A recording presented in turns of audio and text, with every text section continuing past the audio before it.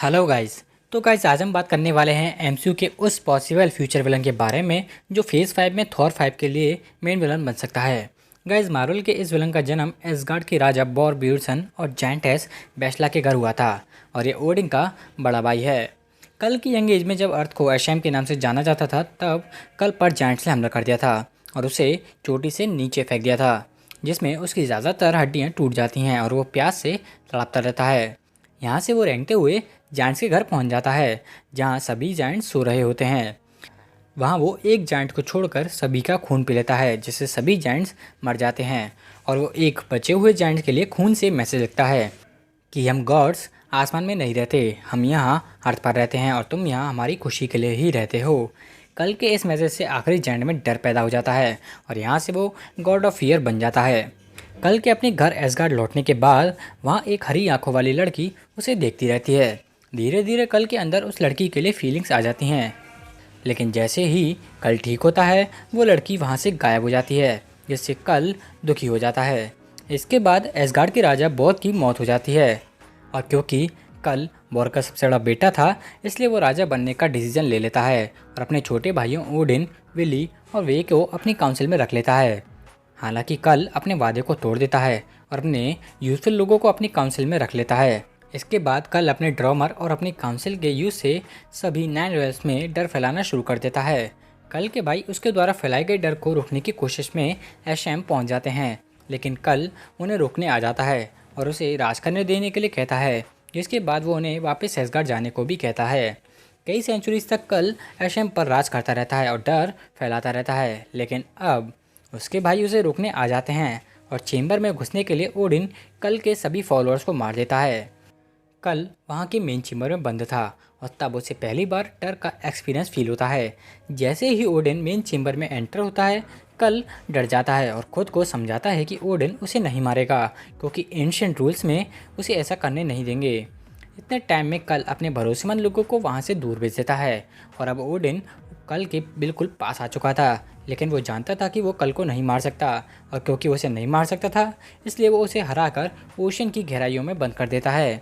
लेकिन कल का फैलाया हुआ डर अभी भी इंसानों में बाकी था, जिसके लिए ओडिन सभी इंसानों को मार देता है ताकि उनके डर से कल को और ज़्यादा पावर ना मिल पाए।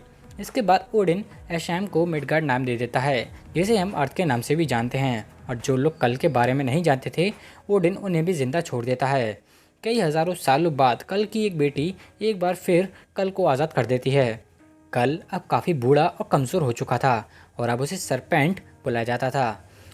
कैद से बाहर निकलते ही सरपेंट सिन को इकट्ठा करना शुरू कर देता है और दुनिया भर में डर फैलाने के लिए अपने वर्थी और हैमर को बुलाता है, जैसे थॉर अपने म्योमर को बुलाता था।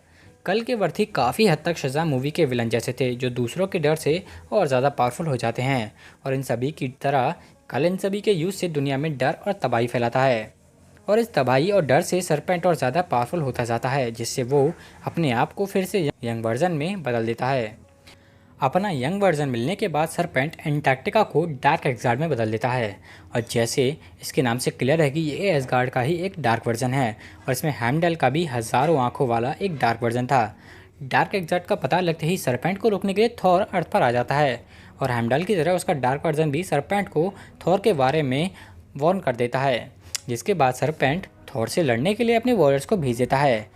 इस लड़ाई के बाद सरपेंट थॉर को एक प्रोफेसी के बारे में बताता है कि कल को थॉर मार देता है, लेकिन इसके बदले में वो खुद भी मर जाएगा, और थॉर को अपना रिलेशन बताने के बाद वो उसे अपनी टीम में जोड़ने की कोशिश भी करता है, लेकिन थॉर क्लियरली इसके लिए मना कर देता है। जिसके बाद सरपेंट को उसे दूर कहीं टेलीपोर्ट करना पड़ता है जहाँ उसके दो सबसे वर्थी नल ब्रेकर ऑफ वर्ल्ड्स जिसके पास हल्क और एंग्रियर ब्रेकर ऑफ विल्स जिसके पास द थिंग उसके काबू में हैं, ताकि वो गॉड ऑफ थंडर से लड़ाई कर सकें।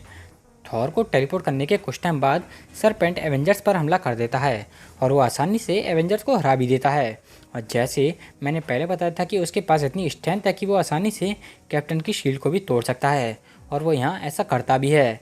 जिसके बाद वो अपना हैमर उठाता है और अर्थ में मार देता है, जिससे पूरी की पूरी सिटी डिस्ट्रॉय हो जाती है और वो वहाँ से चला जाता है। यहाँ से वो सीधे ओडिन को डिस्ट्रॉय करने निकल पड़ता है क्योंकि ओडिन ने कभी उससे उसका हक छीन लिया था। थॉर के एसगार्ड पहुँचने के बाद कल एक रियल सरपेंट की फॉर्म में आ जाता है और उसके वर्थी एवेंजर से लड़ाई करते हैं।